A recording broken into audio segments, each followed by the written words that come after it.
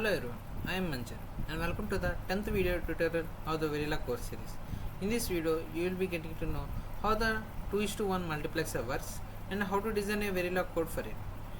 For a better understanding, I split the video into three parts, that is pre-coding part, coding part and the post-coding part. Now let's move on to the pre-coding part.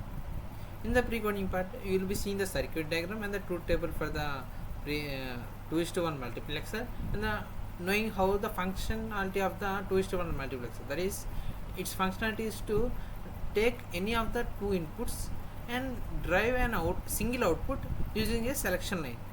It is the like switch, whether to select bidirectional switch, like to select that one or this one. It is selection line, as to select D1 or D0. It is given as per our intention, and like say I am giving here s equal 0 and you are getting 0 1, that is d0 is given 0, so that you are getting 0, and d0 is given 1, it is getting 1. What any number, it can be d1, it won't take d1 and you will be driving only d0 as an output. And same as the condition, when s equal to 1, you will be getting d1 as an output, that is d1 is 0, so you are getting d0, y equal to 0, and d1 equal to 1, so that you are getting y equal to 1. It is the functionality of 2:1 multiplexer. And here is an enable pin. Whether it is whether you want to use it or not, it is up to you. And I am, in this case, I am not using this enable pin. Now let's move on to the coding part. In the coding part, you will be seeing here the module name I declared is _2:1 multiplexer. Why here I used underscore before the whole module name is I am here declaring numeric number, and a module name must not be started with a numeric number, so that I am using an underscore here. Here is my port list, that is D0, D1, S, y. D0 and D1 are the inputs, and S is the selection line input, and Y is an output. Those are all are 1 bits. And here I use a conditional operator, that is y equal to s question mark, that means it is whether to know how it works. I will tell you.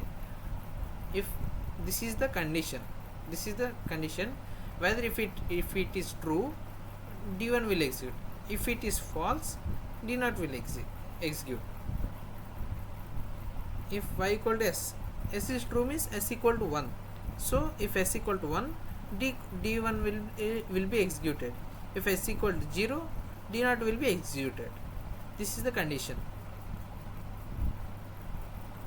And now let's move to the post coding part. Here is my code.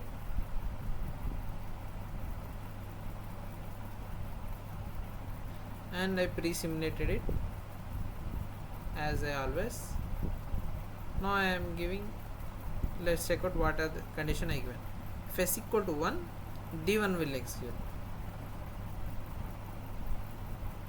I will keep s equal to 1,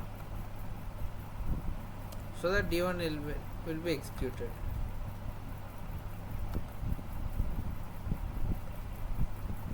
d1, let's say I will give 0.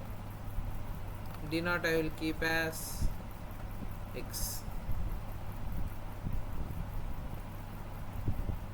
so that we should get y as 0. Let's run it for 10 nanoseconds. Here I got 1 equal to 0 and d0 equal to x. Whether it can be 0 or 1, the output will be 0. I will check ds equal to 0, so that I will be getting d0 as an output. I will be giving 1 to d0, so that I will be getting y equal to 1 for next 10 nanoseconds.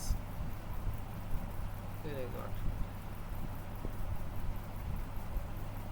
d0 equal to 1, so that y equal to 1. And here is the schematic of it, which is just similar to the multiplexer. Here it is. d1 when s equal to 1, and s equal to default means that is 0, and d1 will be pass on through this multiplexer and getting to the output. Don't forget to check the description box for extra questions related to Verilog course. And if you like the video, do like it for our happiness, and do share it for your friends to get your friends to get the knowledge for them. And do subscribe to the Start Scratch YouTube channel. Thank you.